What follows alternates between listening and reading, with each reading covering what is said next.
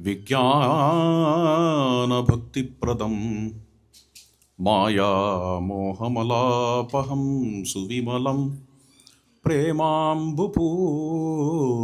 शुभं श्रीमद्रामचरित्रमानसमिदं भक्त्यावगाहन्ति ये ते संसारपतङ्गघोरकिरणैः दह्यन्ति नो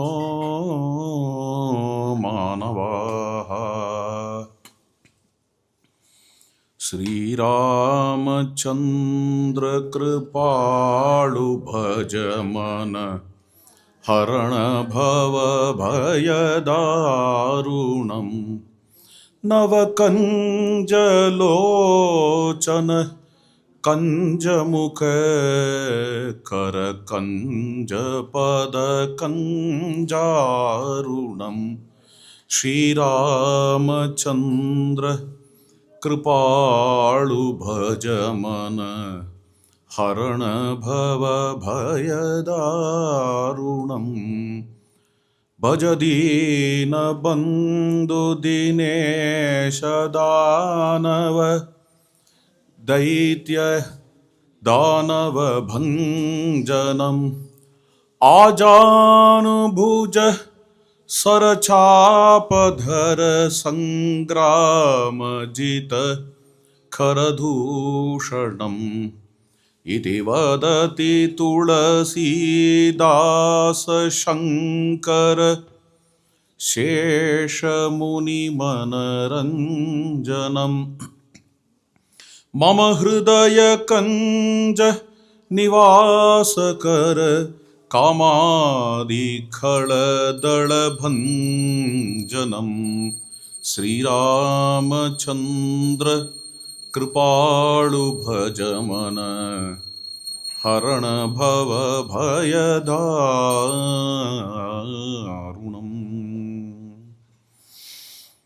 मर्यादा पुरुषोत्तम श्री राम आज का टॉपिक है। यहाँ हम इस टॉपिक के नाम से वाल्मीकि रामायण के प्रारंभ पहला सर्ग को हम देखने वाले हैं। वाल्मीकि रामायण अथवा महर्षि वाल्मीकि आपका परिचित ही हो सकता है, क्योंकि श्री रामचरितमानस में प्रारंभ में ही महर्षि वाल्मीकि को प्रणाम करके गोस्वामी तुलसीदास महाराज मानस को प्रारंभ करते हैं, शुरू करते हैं। सीताराम गुणग्राम पुण्यारण्य विहारिणौ वंदे विशुद्ध विज्ञानौ कवीश्वर कपीश्वरौ। हनुमान जी और महर्षि वाल्मीकि को प्रणाम करके शुरू करते हैं। सीताराम गुणग्राम पुण्य अरण्य विहारिणौ, ये दोनों हनुमान जी को कपीश्वर कहते हैं, कपीश्वर, और महर्षि वाल्मीकि को कवीश्वर कहते हैं, कवीश्वर कपीश्वर। ये दोनों सीताराम जी के गुणग्राम, कल्याण गुण ग्राम जो है, कल्याण गुण समुदाय जो है, भंडार जो है, इस भंडार में हमेशा विहार कर रहे हैं, क्रीड़ा कर रहे हैं। सीताराम गुणग्राम पुण्यारण्य विहारिणौ विशुद्ध विज्ञानौ,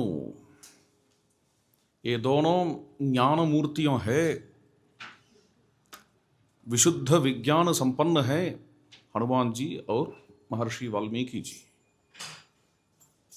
ऐसे ये दोनों के बारे में कहकर शुरू करते हैं। फिर भी कहते हैं नाना पुराण निगमागम सम्मतम यत् पुराण निगम आगम सम्मत है यह रामचरितमानस, और वाल्मीकि रामायण में जो कथा है इस आधारित है।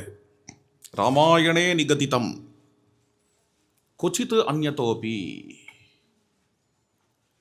वाल्मीकि रामायण में जो कथा है उस कथा को मैं कहता हूँ। क्वचित अन्यतोपि, हियर एंड देयर, कुछ इतर ग्रंथों से भी लेता हूँ, ऐसे कहते हैं।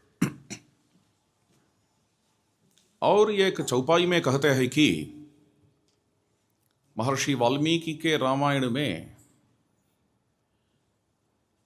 कोई भी दोष नहीं है। दोष को दूषण कहते हैं, दूषण नहीं है। वाल्मीकि रामायण में दूषण कुछ भी नहीं है, एक ही दूषण है। क्या दूषण है? दोनों राक्षसों, खर और दूषण, दो राक्षसों हैं, अरण्यकांड में आते हैं, खर और दूषण। इस दूषण ही है वाल्मीकि रामायण में, और दूषण ही नहीं, दूषण रहित दूषण सहित, ऐसा कहा गया है। इस वाल्मीकि रामायण के प्रारंभ में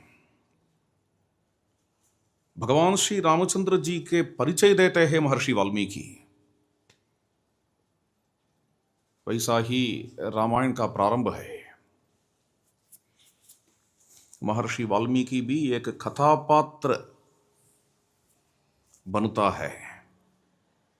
प्रारंभ में महर्षि वाल्मीकि अपने आश्रम में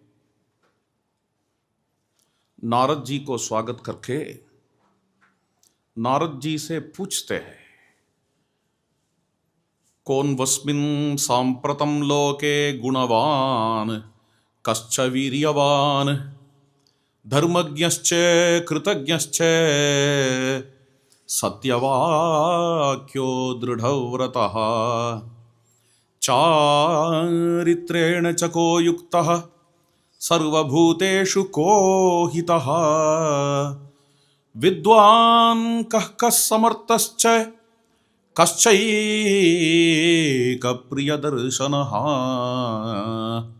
आत्मवान् को जितक्रोधो द्युतिमान् को न सूयकः कस्य बिभ्यति देवाश्च जातरोषस्य संयुगे एतदिच्छाम्यहं श्रोतुं परं कौतूहलं हि मे महर्षे त्वं समर्थोऽसि ज्ञातुमेवं विधं नरम्। कौन वस्मिन् सांप्रतम लोके गुणवान, महर्षि वाल्मीकि पूछते हैं कौन है इस धरती पर सर्वगुण संपन्न गुणवान। महावीर कौन है? कश्च वीर्यवान। धर्मज्ञ धर्मात्मा कौन है? कृतज्ञ कौन है? धर्मज्ञश्च कृतज्ञश्च। सत्यसंध कौन है? दृढ़ व्रत कौन है? सत्यवाक्यो दृढ़ व्रतः। और कौन चारित्र संपन्न है? सच्चारित्र संपन्न है। चारित्रेण च को युक्तः सर्वभूतेषु को हितः।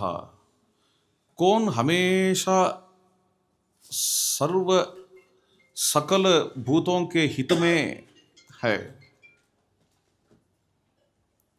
हमेशा सकल लोक कल्याण के लिए इच्छुक है, सकल लोक कल्याण के लिए हमेशा काम करते हैं। सर्वभूतेषु को हितः।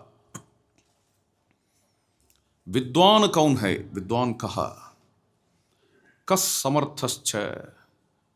कुछ लोग विद्वान हो सकते हैं किंतु समर्थ नहीं होते हैं। कुछ लोग समर्थ है किंतु विद्वान नहीं है।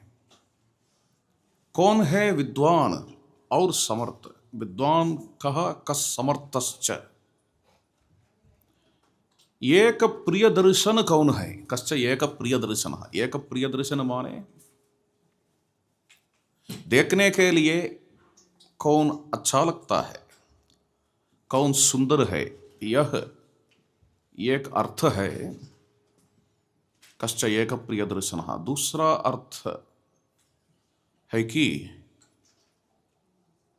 किसका दर्शन हमेशा प्रेम संपन्न है। हमेशा कौन सबको प्रेम दृष्टि से देखते हैं। कश्च एक प्रिय दर्शन। कौन आत्मज्ञानी है, आत्मवान कहा। किसने क्रोध को जीत पाया, जित क्रोध। क्रोध को जीत पाने का अर्थ क्या है। यहां अक्रोध ऐसा प्रश्न नहीं है, जित क्रोध ऐसा प्रश्न है। क्रोध को जीत पाना तो क्रोध रहित होना नहीं है, किंतु रेलेवेंट एंगर, जब क्रोध आना है हमारे मन में, इस समय कौन क्रोध को बुलाते हैं। क्रोध की आवश्यकता जानकर क्रोध को स्वीकार करना ही यहां क्रोध को जीत पाना है, जित क्रोध। अब क्रोध की आवश्यकता नहीं है तो क्रोध रहित होना है। जब क्रोध की आवश्यकता है तब क्रोध को स्वीकार करना है, जित क्रोध। तेजस्वी कौन है, द्युतिमान कहा। असूया रहित कौन है, द्वेष रहित कौन है, ईर्ष्या रहित कौन है, अनसूय कहा। ये 16 प्रश्नों का उत्तर क्या है। गोस्वामी तुलसीदास महाराज भी वर्णन करते हैं 16 कला निधान। 16 कला संपन्न है भगवान श्री राम, ऐसे कहते हैं। 16 गुण संपन्न। यहां महर्षि वाल्मीकि 16 प्रश्न पूछते हैं नारद जी से।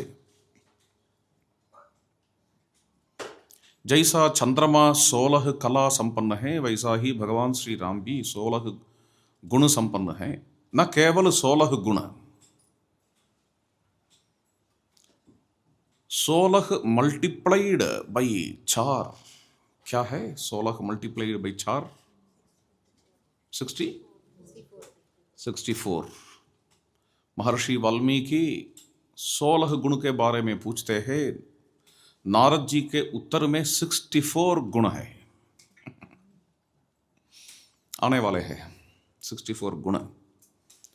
ये सब गुण के भंडार जो है, इनको मर्यादा पुरुषोत्तम कहते हैं। चांदोग्य उपनिषद और प्रश्नोपनिषद में पुरुष ऐसा एक तत्व है। पुरुष, यह पुरुष तो मेल नहीं है, मैन नहीं है। यह पुरुष तो आत्मा है। पुरुष के बारे में कहने समय प्रश्नोपनिषद कहता है, पुरुष 16 गुण संपन्न है। ऐसा वो 16 गुण अलग है। वहां कर्मेंद्रियों, ज्ञानेंद्रियों, मन, बुद्धि, अहंकार, इन सबको मिलकर 5 प्राणों, इन सबको मिलकर 16 गुण कहते हैं। 16 विशेषण से अथवा 16 क्या कह सकते हैं, विशेषण से, अध्यास से जो आत्मा होता है, इस आत्मा को 16 गुण संपन्न पुरुष ऐसा कह सकते हैं। भगवत गीता में 3 पुरुषों के बारे में कहा गया है। एक पुरुष प्रकृति ही है, जड़ प्रकृति को पुरुष कहा गया है। दूसरा पुरुष जीव है। इन दोनों पुरुषों को जो ईश्वर है, तीसरा पुरुष, इस तीसरा पुरुष को पुरुषोत्तम कहा गया है। उत्तम पुरुषस्तु अन्यः परमात्मा इति उदाहृतः। इनको ही पुरुषोत्तम कहा गया है भगवत गीता में। प्रकृति और पुरुष को जो जुड़ाते हैं, प्रकृति का लक्षण कर्म है, एक्शन है। पुरुष का लक्षण मौन है, साइलेंस है। पुरुषोत्तम का लक्षण क्या है? साइलेंस और एक्शन को जुड़ाना है, वही कर्मयोग है। योगस्थः कुरु कर्माणि, कर्मयोग न केवल साधना है, साधना भी है एक जीव के लिए, ज्ञान पाने के लिए, चित्त शुद्धि के लिए एक साधना है कर्मयोग। यह तो पेरिफेरल लेयर ऑफ कर्मयोग है, कर्मयोग के पेरिफेरल लेयर है। Karmayoga, if you want to fathom karmayoga, karmayoga तो अगाध है। कर्मयोग का डेप्थ में सिद्ध लोगों कर्मयोग में है। जिन्होंने आत्म साक्षात्कार पाया, जो लोग ब्रह्मनिष्ठ है, वे ब्रह्मनिष्ठ भी लोक कल्याण के लिए कर्मयोग में है। यह तो सिद्धावस्था के कर्मयोग है। और सबके ऊपर ईश्वर, सर्वेश्वर भी लोक कल्याण के लिए कर्मयोग में है। कर्मयोग ईश्वर का लक्षण है, पुरुषोत्तम का लक्षण है। मौन संपन्न जीव को, मौन लक्षित जीव को और कर्म लक्षित जड़ प्रकृति को जो जुड़ाते हैं, इनके जिनके स्वभाव है ऐसा जुड़ाना, समन्वय, synthesis of silence and action, वे ही पुरुषोत्तम है। उत्तमः पुरुषस्तु अन्यः परमात्मा इति उदाहृतः। इनको ही पुरुषोत्तम कहते हैं। कल तक जो मास था, इस मास को पुरुषोत्तम मास कहते हैं। वो तो उतना अच्छा मास नहीं है। इसका दूसरा नाम तो मल मास है। ज्योतिष शास्त्र में इसका अर्थ यही है कि इसमें मंगल काम कुछ भी नहीं करना है, शादी ऐसा मंगल काम नहीं करना है। इसका और एक नाम है अधिक मास है। किंतु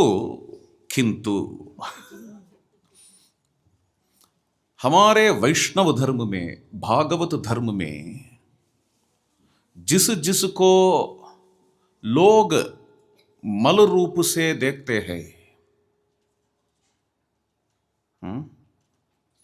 उसको भी, जिसको पतित रूप से देखते हैं, उसको भी पावन करना ही भागवत धर्म का लक्षण है।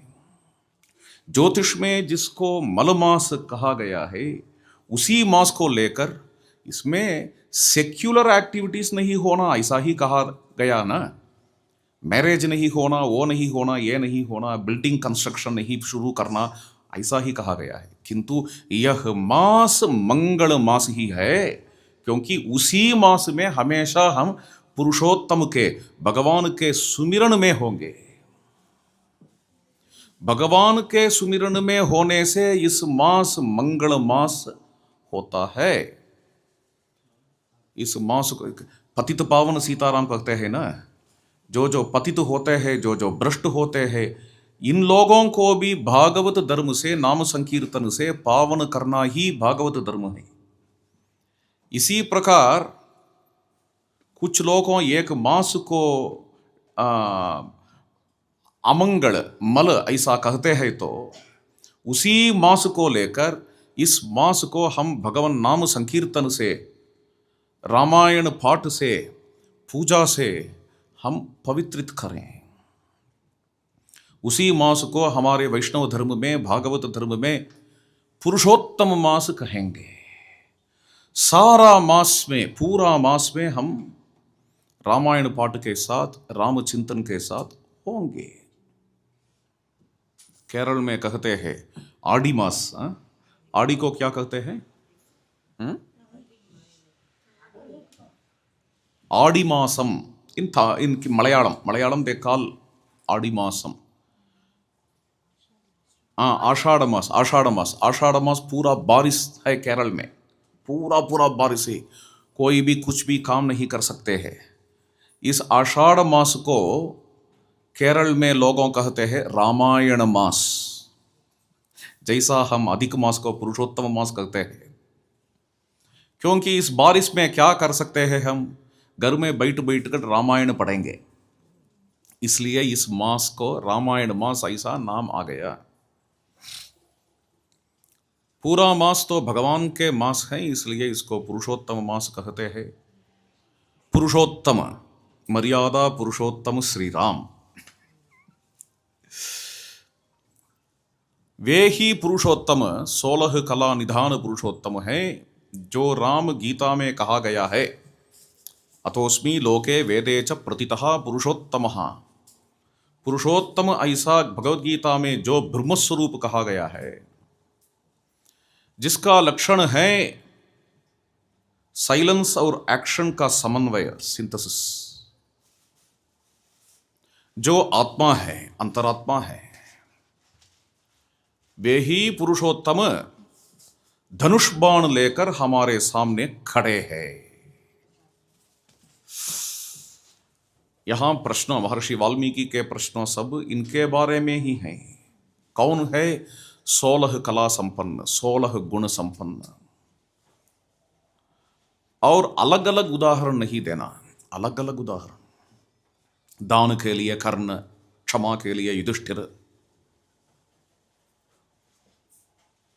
किंतु सब 16 गुण एक ही व्यक्ति के ऊपर होना है, एक ही व्यक्ति में होना है। और वो व्यक्ति तो इस दुनिया पर होना है। आप मत कहिए वे वैकुंठपति है, वे कैलाशपति है, इंद्रलोक में है, चंद्रलोक में नो। नरम श्रूयताम नरः, ऐसे एक नर के बारे में बताइए जिसके ऊपर 16 कलाएं हैं, 16 गुणों है। हमारे जैसे होना है, हमारे जैसे, हम जैसा रोज खाते हैं, पीते हैं, सोते हैं, वैसा ही ये 16 कला निधान पुरुष भी होना है। किंतु मर्त्यलोक में होने पर भी अमर है। मनुष्य लोक में एक देवता है। ऐसे पुरुषोत्तम के बारे में बताइए। और सांप्रतम लोके ऐसे एक महापुरुष हमारे कालीन भी होना है, कॉन्टेम्पररी भी होना है, हमारे कालीन व्यक्ति भी होना है। यह प्रश्न तो अत्यंत दुर्लभ प्रश्न है। इस प्रश्न के उत्तर देने के लिए ही महर्षि वाल्मीकि के आश्रम के ओर नारद जी आए हैं। जिस प्रवचन के लिए नारद जी आए हैं, उसी प्रवचन के बारे में महर्षि वाल्मीकि भी पूछते हैं तो नारद जी संतुष्ट होते हैं, संतुष्ट होते हैं। श्रुत्वा चैतत्रलोकज्ञः वाल्मीकिर्नारदो वचः श्रूयताम् इति चामन्त्र्य प्रहृष्टः वाक्यमब्रवीत्।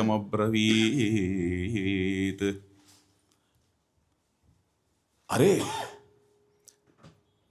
जिस प्रवचन में कहने के लिए आया हूं, उसी के बारे में आप भी प्रश्न पूछते हैं।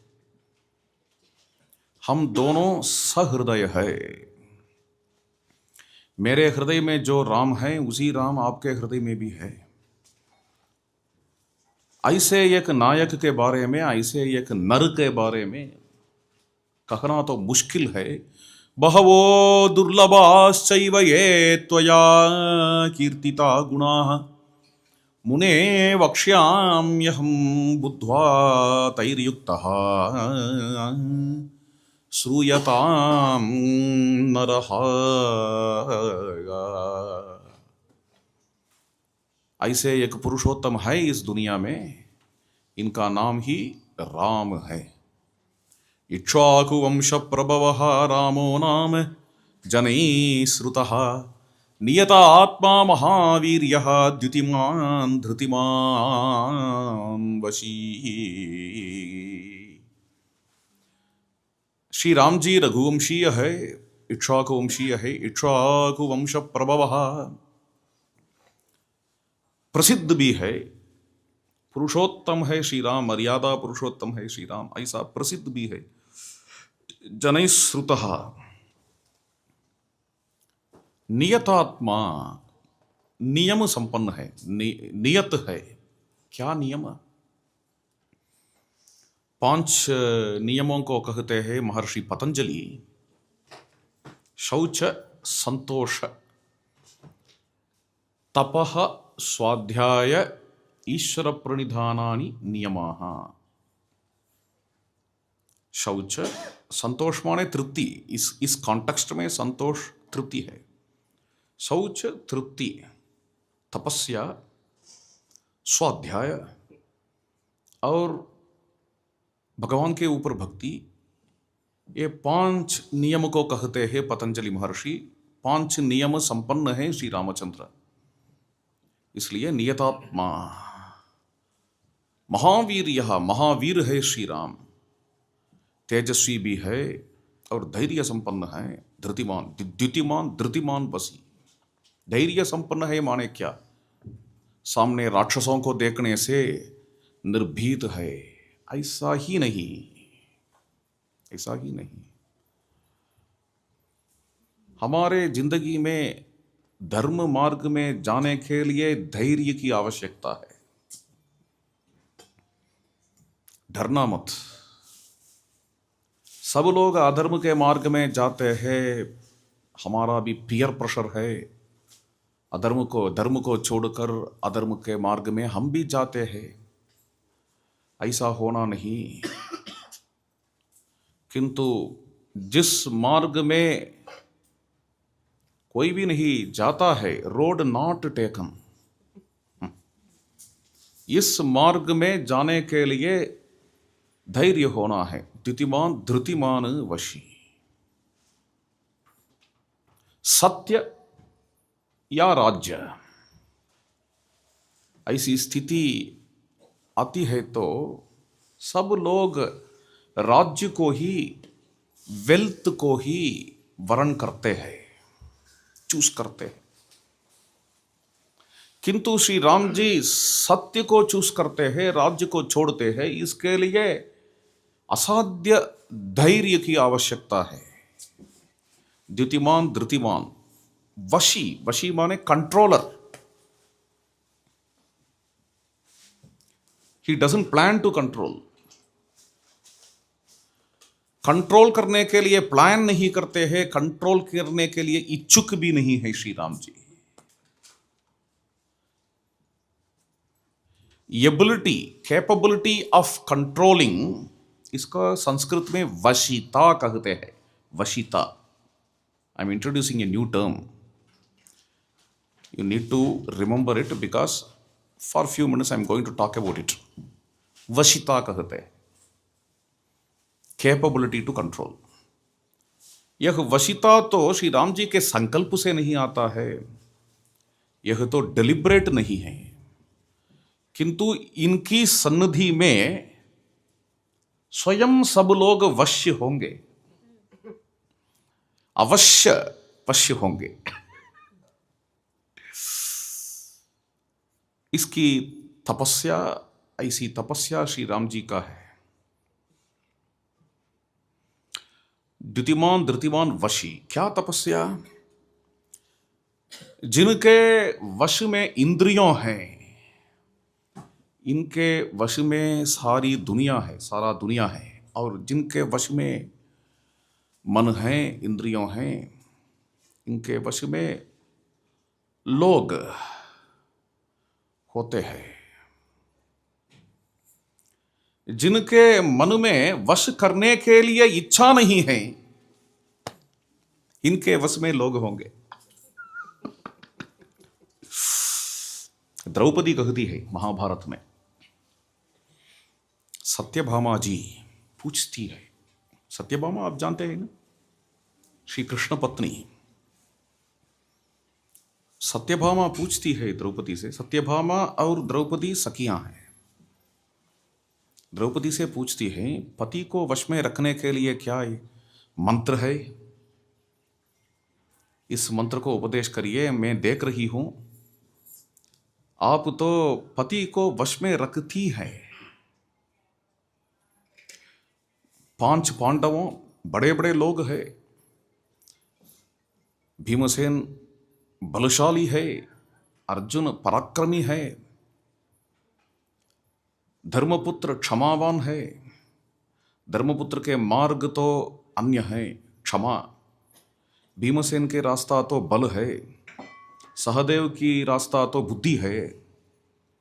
ऐसे इनके मार्गों अलग अलग है, किंतु ये अलग अलग पतियों सब आपके वश में है। सबको आप वश में रखते हैं, क्या इसका रहस्य क्या है? इसमें क्या मंत्र है?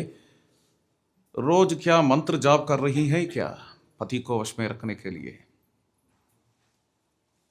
द्रौपदी कहती हैं, इसके लिए एक रहस्य है, एक मंत्र है, इसको समझिए। यह मंत्र यही है कि पति को वश में रखना है, ऐसी बुद्धि को छोड़ देना। हम इस बुद्धि को, इस पोसेसिवनेस को छोड़ देंगे तो न केवल पति, सब लोग वश में आएंगे। जब हम पोसेसिव होते हैं तब लोगों सब रेस्टलेस होते हैं। ये वे सब हमको प्यार करते हैं, पति या बच्चों, सब प्यार करते हैं, किंतु हम हमारे पोसेशन को इनके ऊपर फोर्स करते हैं, तो इससे हमारी जिंदगी कष्ट में पड़ती है। प्रेम से खींचते हैं महापुरुषों, नहीं डराते हैं। वशी, इस वाक्य का अर्थ यह है कि श्री रामचंद्र जी, भगवान श्री राम जितेंद्रिय है और भगवान श्री राम अपने आप देते हैं। इनका प्रेम शुद्ध है, इसलिए सब लोग वश में हैं। द्युतिमान धृतिमान वशी, बुद्धिमान नीतिमान वाग्मी श्रीमान शत्रुनि बर्हणः। श्री राम जी अगाध मेधा संपन्न है, सर्वशास्त्र ज्ञान संपन्न है, बुद्धिमान। बुद्धिमान है, विवेक है। बुद्धि का कई अर्थों है, इंटेलिजेंस ऐसा अर्थ है, किंतु प्रकरणार्थ है विवेक। विवेक माने क्या है? विवेचन करना, what is good and what is bad, what is right and what is wrong. दुख क्या है और सुख क्या है, ऐसा विवेचन करना। धर्म क्या है, धर्म अधर्म विवेक, सुख दुख विवेक। तीसरा विवेक आत्मा अनात्मा विवेक। आत्मा क्या है, अनात्मा क्या है, ऐसा विचार करना, यह तो डिस्क्रिमिनेटिव इंटेलिजेंस है। 3 प्रकार का विवेक, 3 प्रकार का विवेकों भी श्री राम जी के कल्याण गुणों में मुख्य है। बुद्धिमान, नीतिमान, हमेशा श्री राम जी नीति मार्ग में है, is a man of justice, नीतिमान। वाग्मी, वाक्य विशारद है, श्री राम जी के प्रवचन तो बहुत अच्छा है, गंभीर है, अगाध है, वाग्मी। श्रीमान शत्रु निबर्हण, फिर श्री राम जी के रूप वर्णन है यहाँ। विपुलां सहा महाबाहु कंबुग्रीव महाहनु गूढ़जत्रुः विशालाक्ष।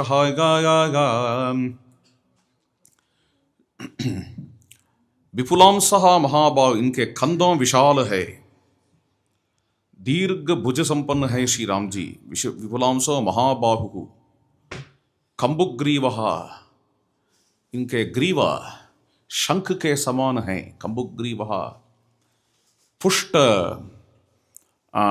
चीक, चीक को हिंदी में क्या कहते हैं?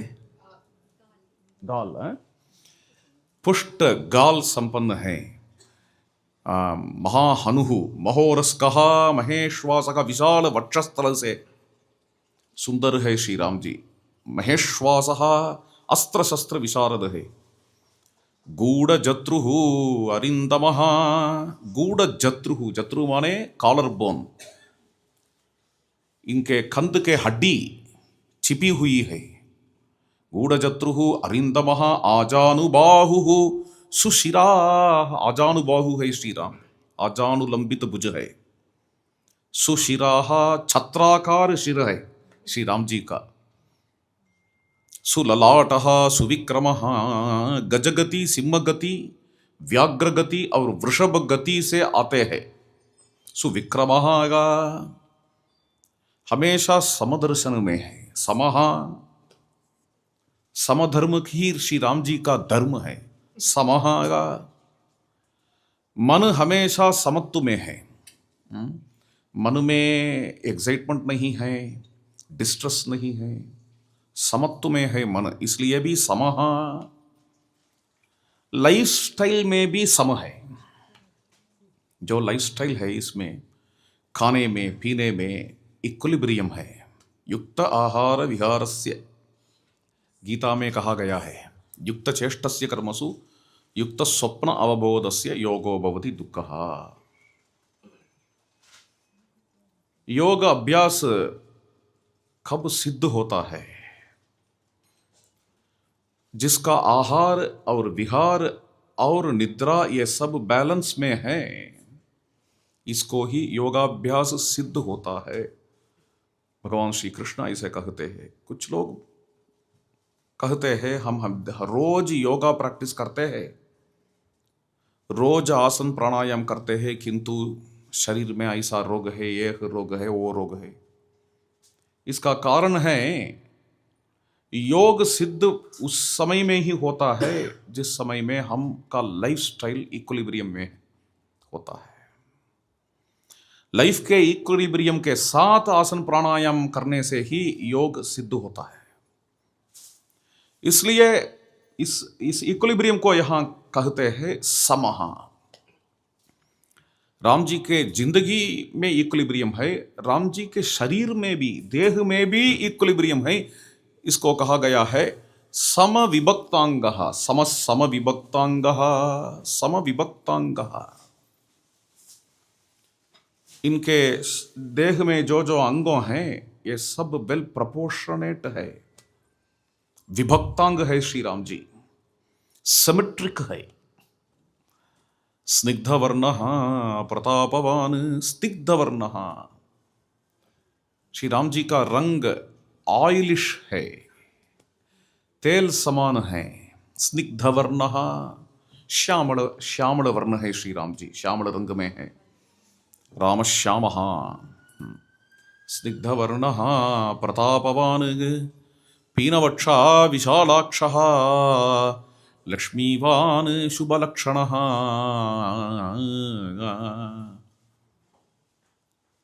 लक्ष्मीवान शोभन लक्षण संपन्न है, इनके देह में सब महापुरुष लक्षणों है। शुभ लक्षणः और वेद वेदांग तत्वज्ञ प्रजापति समश्रीमान धाता रिपुनिषूदनः रक्षिता जीवलोकस्य धर्मस्य परिरक्षिता रक्षिता स्वस्य धर्मस्य स्वजनस्य च रक्षिता। शुचि ही वश्यः समाधिमान, इन तीनों वाक्यों में अष्टांग योग भी है। अष्टांग योग क्या है? यम नियम आसन प्राणायाम प्रत्याहार धारणा ध्यान समाधि, यही 8 अंग है योग का। यम माने अहिंसा आदि व्रतों, अहिंसा सत्य आदि व्रतों। नियम माने शौच संतोष तपस्वाध्याय ईश्वर प्रणिधान। आसन योग के नाम से हम सब जिसको हमेशा करते हैं, रोज करते हैं, वेस्टर्न वर्ल्ड में भी, यूएसए में भी, इंग्लैंड में भी योग दिन को भी हम सेलिब्रेट करते हैं। योग योग कहते हैं, योगा, योग नहीं योगा स्त्रीलिंग। इस योग केवल आसन को ही योग कहते हैं। संप्रदाय में 8 अंगों को मिलकर योग कहते हैं, किंतु मॉडर्न लैंग्वेज में आसन को योग कहते हैं। योगा पोस्चर्स, डिफरेंट पोस्चर्स, पद्मासन, सर्वांगासन। यम नियम आसन, फिर प्राणायाम। प्राणायाम के बाद मेडिटेशन है। मेडिटेशन का 3 अंगों हैं, धारणा ध्यान और प्रत्याहार। प्रत्याहार सब विषयों से विड्रायल, वो ही प्रत्याहार है। धारणा और ध्यान तो कंसंट्रेशन है, फोकस है। एक मूर्ति के ऊपर फोकस हो सकता है, या मंत्र के ऊपर, या ब्रीथिंग के ऊपर। धारणा ध्यान, फिर समाधि। समाधि डेफिनेशन तो मुश्किल है, अब इसका समय नहीं है। अष्टांग 8 अंगों हैं योग का। इसी 8 अंगों को 3 वाक्यों से महर्षि वाल्मीकि कहते हैं, शुचि ही वश्यः समाधिमान। शुचि ही ऐसे एक वाक्य है, यह तो यम नियम को डिनोट करते हैं, आसन को भी, यम नियम आसन। फिर प्राणायाम धारणा ध्यान इन सब को डिनोट करता है। वश्यः प्रत्याहार को भी डिनोट करता है। समाधिमान ऐसा वाक्य समाधि को डिनोट करता है। श्री राम जी ये 8 अंगों से संपन्न हैं, इसलिए शुचिर वश्य। शुचि ही माने परिशुद्ध है, वश्यः मन को कंट्रोल में रखने वाला है। समाधिमान, श्री राम जी हमेशा समाधि में रखते हैं, इसलिए शुचिर्वश्य समाधिमान प्रजापति समश्रीमान धाता रिपुनिषूदनः रक्षिता जीवलोकस्य। This is a beautiful passage. Shri Ram ji अपने परिवार को भी रक्षा करते हैं और सारी दुनिया को भी रक्षा करते हैं। जीवलोक रक्षक है, परिवार के रक्षक है। रक्षिता जीवलोकस्य स्वजनस्य च रक्षिता। हमारे लिए ये सब कर्तव्य है। कुछ लोग दुनिया की सेवा में पड़ते हैं, परिवार को छोड़ते हैं। कुछ लोग, और कुछ लोग नहीं, सभी लोग परिवार की सेवा में पड़ते हैं, दुनिया को छोड़ते हैं। ऐसा 2 प्रकार के लोग हैं दुनिया में, किंतु वहां भी श्री राम जी एक बैलेंस स्ट्राइक करते हैं। परिवार को भी देखते हैं, दुनिया को भी देखते हैं। रक्षिता जीवलोकस्य स्वजनस्य च रक्षिता, यही ही मुख्यार्थ है। किंतु भक्त लोग स्वजनस्य च, स्वजन अथवा परिवार, इसको ऐसी व्याख्या करते हैं।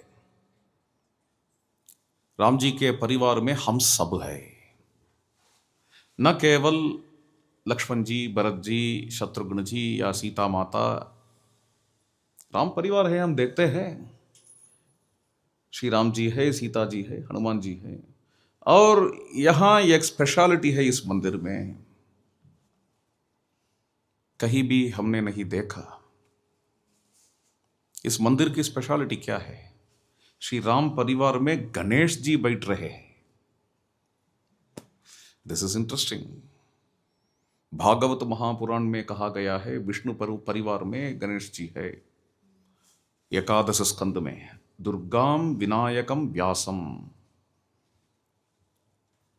भगवान श्री नारायण को पूजा करने समय नारायण के साथ दुर्गा जी को पूजा करना, व्यास को पूजा करना, ये सब नारायण परिवार है। इसी प्रकार विनायकम, विनायक को भी, विनायक माने गणेश, गणेश जी को पूजा करना, ऐसा कहा गया है पूजा पद्धति में एकादश स्कंद में। यहां देखते हैं हम गणेश जी बैठ रहे, श्री राम जी के नेफ्यू। दुर्गा जी तो राम जी की सोदरी है, इसलिए गणेश जी नेफ्यू है। और या राम जी के परिवार में हम सब है, क्योंकि हम सब भक्त लोग हैं। श्री राम जी के चरण छाया में वास करने के लिए हम सब इच्छुक है, इसलिए राम जी के परिवार में हम सब पढ़ते हैं। श्री राम जी दुनिया में सब जीवों को रक्षा करते हैं। कैसा? श्री राम जी ईश्वर है ना। रक्षिता जीवलोकस्य, सूरज को देकर, चंद्रमा को देकर, डे एंड नाइट को देकर, फिर क्या, ग्रेन्स, फूड, अन्न को देकर, रोग रहित शरीर को देकर, ऐसा दुनिया, सारी दुनिया में सब लोगों को रक्षा करते हैं श्री राम जी। हम को कैसे रक्षा करते हैं?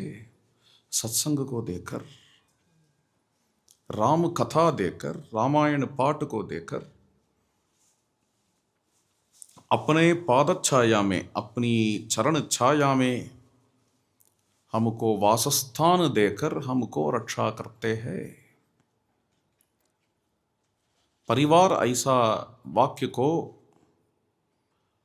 भक्त लोग ऐसा समझना है, श्री स्वजनस्य च रक्षिता।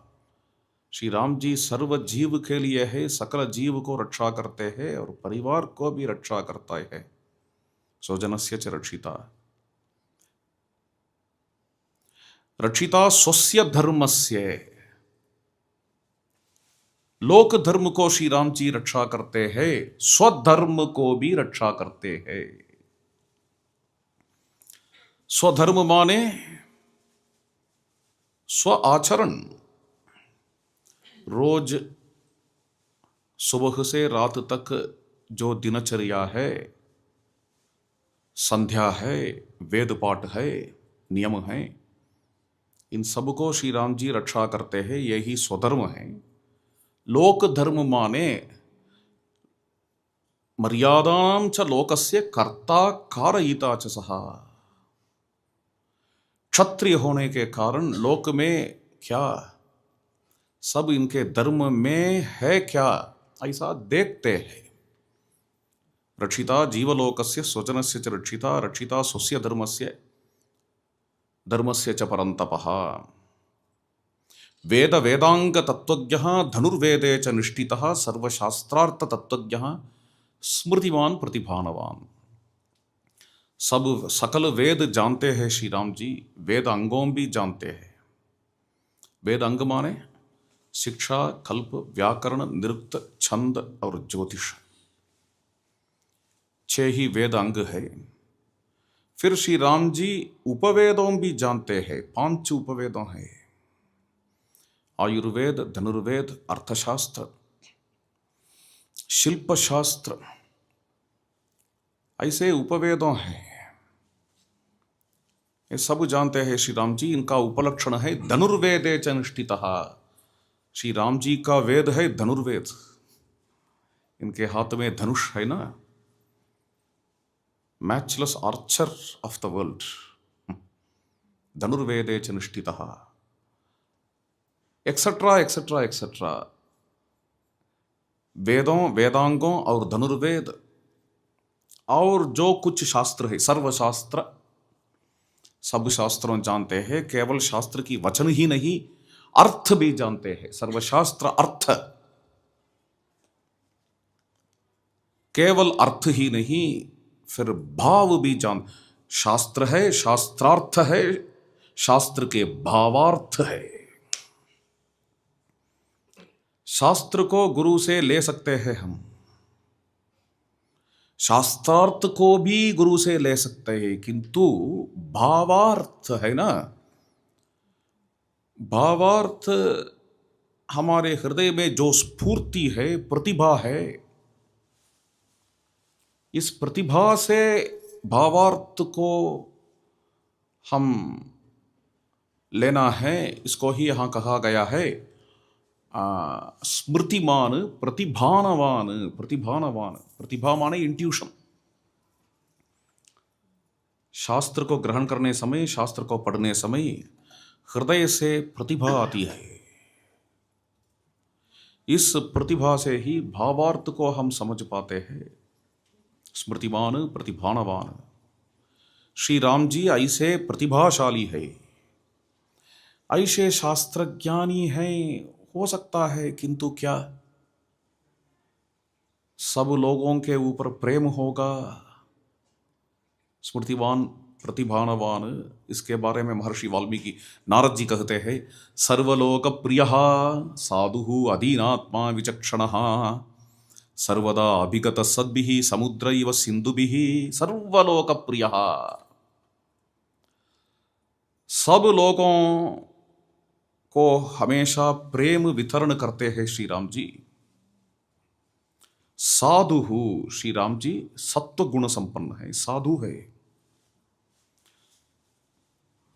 साधु का क्या अर्थ है? क्योंकि the word sadhu is not so wonderful in some languages. यह तो अत्यंत साधु है, इसका क्या अर्थ है? He will easily get cheated, शीघ्र से वंचित होगा, ऐसा नहीं। साधु अधीन आत्मा, श्री राम जी साधु है किंतु अधीन है, अधीन है, गंभीर है, अधीन आत्मा, और विचक्षण है। सर्वदा अभिगत सद्भिः समुद्रैव सिंधुभिः, सब नदियां समुद्र में बहाती है, समुद्र से ऐक्य होती हैं। वैसा ही सब साधुओं श्री राम के ओर आ रहे हैं। जैसा समुद्र सब नदियां को देखकर नदियां को स्वागत करता है, समुद्र सोचता नहीं, अरे इतना नदियां आती हैं, कहाँ है जगह हमारे पास। समुद्र सोचते नहीं। इसी प्रकार सब साधुओं को देख कर श्री राम जी संतुष्ट ही होते हैं। अपने हाथों को फैलाकर सब साधुओं को स्वागत करते हैं, बुलाते हैं। सर्वदा अभिगत सद्भिः, जैसे समुद्र तरंगों से नदियां को बुलाते हैं, वैसा ही श्री राम जी भी अपने हाथों से साधुओं को बुलाते हैं। जैसे सब नदियां अपने नाम रूप को छोड़कर समुद्र से एक होते हैं, वैसा ही साधुओं भी अपने भिन्न भिन्न नाम रूपों को छोड़कर श्री राम जी से एक बनते हैं। नद्यः नाम रूपे विहाय यथा समुद्रे अस्थम गच्छन्ति, मुंडकोपनिषद। सर्वदा अभिगत सद्भिः समुद्रैव सिंधुभिः, आर्य सर्वसमश्चैव सदैक प्रियदर्शनः, स च सर्वगुणोपेतः कौसल्यानन्दवर्धनः।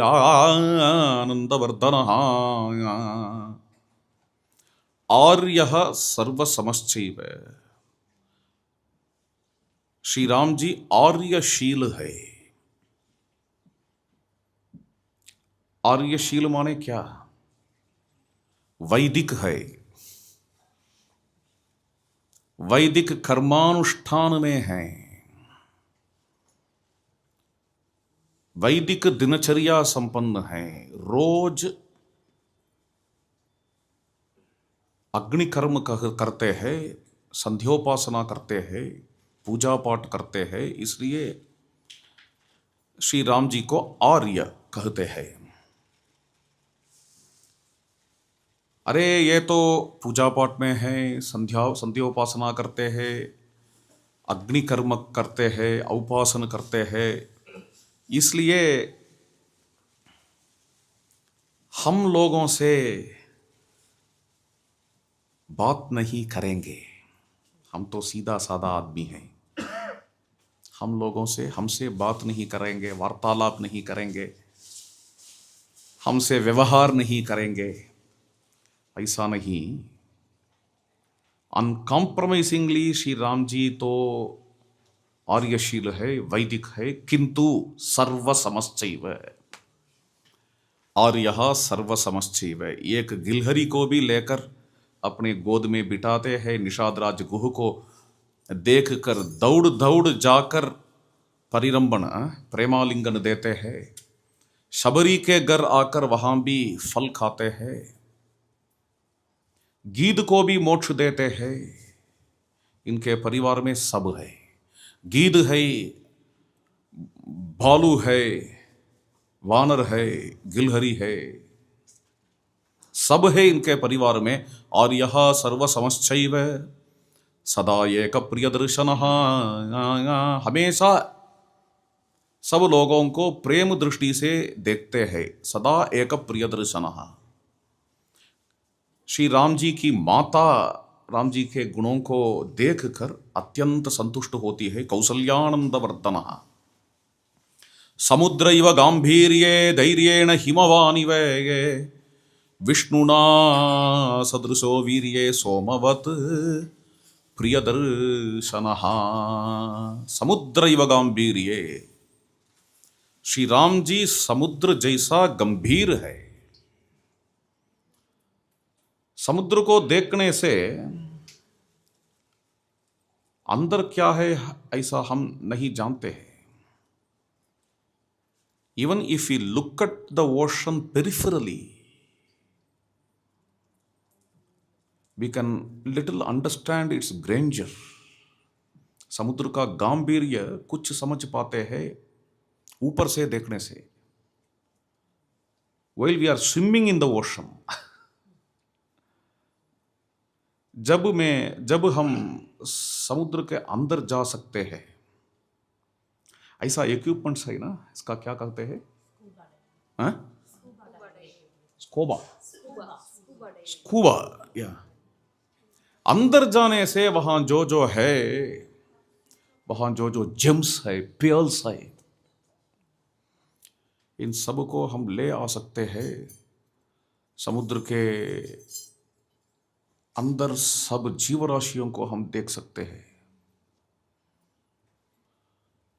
इसी प्रकार श्री राम जी कल्याण गुण समुद्र है। समुद्र इव गांभीर्ये धैर्येण हिमवानिव, धैर्य से हिमालय जैसा है श्री राम जी। धैर्य तो यहां स्थैर्य है, स्टेबिलिटी, फर्मनेस। हिमाचल जैसा स्थिर है श्री राम जी।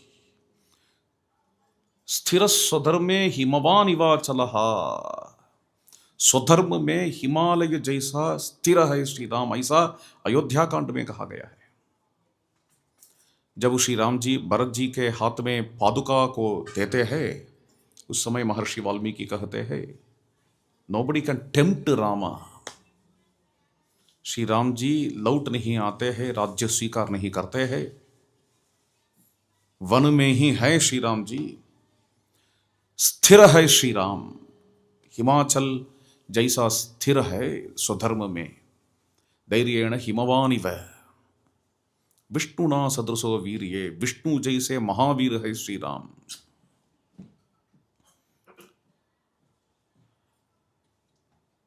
मनुष्य रूप में मनुष्य जिंदगी में जो जो लिमिटेशंस है, इन सब लिमिटेशंस को स्वीकार करके इसी स्थल में महाविष्णु होंगे तो, नारायण होंगे तो, गरुड़ जी के ऊपर बैठकर सीधा लंका जाकर चक्र से रावण को संहार करेंगे। किंतु in spite of the human limitations, सब ह्यूमन लिमिटेशंस को स्वीकार करके श्री राम जी स्वयं पैदल से पंचवटी से लंका तक जाकर सब ह्यूमन लिमिटेशंस के साथ सुग्रीव के सहाय से, हेल्प से बाली को मारकर फिर सुग्रीव को राज्य देकर वानरों को बुलाकर इन वानरों से सीता जी को खोज कर फिर सेतु बनाकर विभीषण के साथ, हनुमान जी के साथ, सुग्रीव के साथ लंका पहुंचकर जैसा एक ह्यूमन बीइंग लड़ता है वैसा ही रावण से लड़कर, ऐसा with all human limitations Ram ji ने रावण को जीत पाया। यह तो, इस काम तो महाविष्णु के, नारायण के काम से भी ऊपर है। नारायण का ऐसा ह्यूमन लिमिटेशंस नहीं है। विष्णुना सदृशो वीर्ये सोमवत प्रियदर्शनः, he is as lovable as moon, सोमवत प्रियदर्शनः। सोम तो हमेशा, चंद्रमा तो हमेशा प्रियदर्शन है, किंतु चंद्रमा के बीच में भी कलंक है। चंद्रमा भी डिमिनिश होता है अमावस्या के समय में, शुक्ल पक्ष में चंद्रमा की वृद्धि होती है। ऐसे क्षय वृद्धि रहित है श्री राम। रामचंद्र तो क्षय वृद्धि रहित है। श्री रामचंद्र कलंकित नहीं है, हमेशा निष्कलंक है श्री राम। रामचंद्र ऐसे एक चंद्रमा, सोमवत प्रियदर्शन। यहाँ कई उपमाएं दिया है, ये सब उपमाएं तो श्री राम जी के लिए एप्ट नहीं है।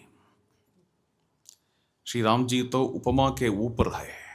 इसलिए ही इसी प्रकरण में, वहाँ उत्तरकांड में 7वें सोपान में गोस्वामी तुलसीदास महाराज रामचरितमानस में महर्षि वाल्मीकि कहते हैं ना, सागर समान गंभीर। गोस्वामी तुलसीदास महाराज कहते हैं कोटि कोटि सागर है श्री राम। सोमवत प्रियदर्शनः, चंद्रमा के समान सुंदर है श्री राम। तुलसीदास कहते हैं कोटि कोटि चंद्रमा के ऊपर है श्री राम। स्थैर्य, स्थिरता में कोटि कोटि हिमाचल है श्री राम, ऐसे कहते हैं। इसलिए यह सब उपमा देना तो, उपमा के वर्णन तो एक संप्रदाय है। It is a convention to give similes for a poet. इसलिए महर्षि वाल्मीकि उपमा देते हैं, किंतु श्री राम जी तो निरूपम है। ऐसे श्री राम जी के शुभ लक्षणों को वर्णन करके फिर श्री राम कथा भी सुनाते हैं नारद जी। संक्षिप्त रूप में पहला सर्ग में, प्रथम सर्ग में महर्षि वाल्मीकि रामायण में राम कथा संक्षिप्त रूप में आती है। नारद जी संक्षिप्त रूप में राम कथा सुनाते हैं। फिर महर्षि वाल्मीकि पूजा करते हैं नारद जी को। इस अतिथि सत्कार को स्वीकार करके नारद जी ब्रह्मलोक जाते हैं, ऐसा आता है। हम अभी पहला सर्ग देखते हैं वाल्मीकि रामायण में। श्री राम जी के कल्याण गुणों, 16 गुणों के बारे में वाल्मीकि ने पूछा। नारद जी ने 64 गुणों के बारे में कहा।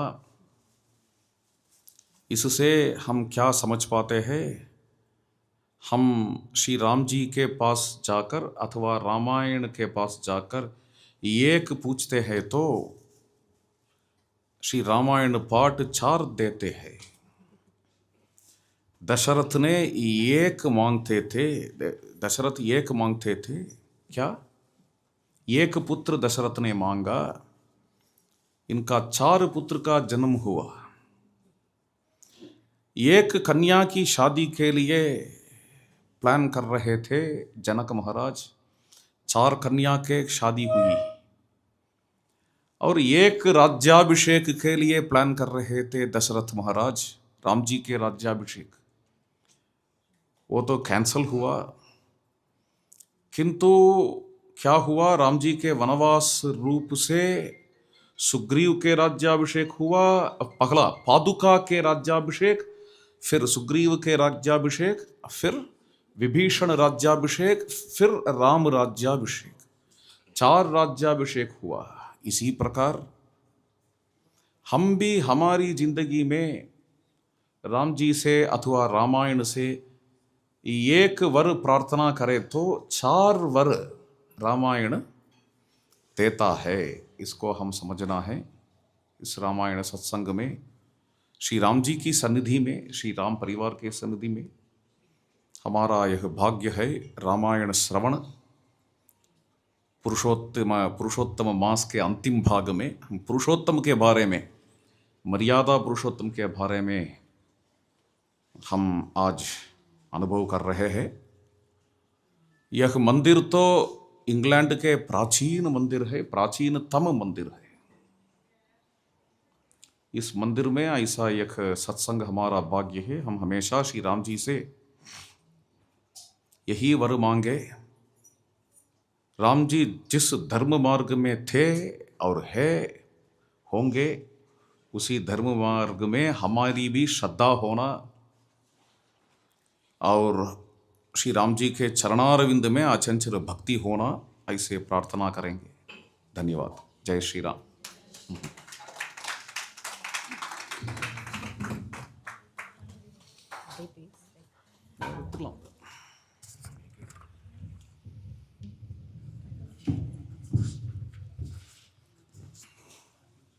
जय श्री राम।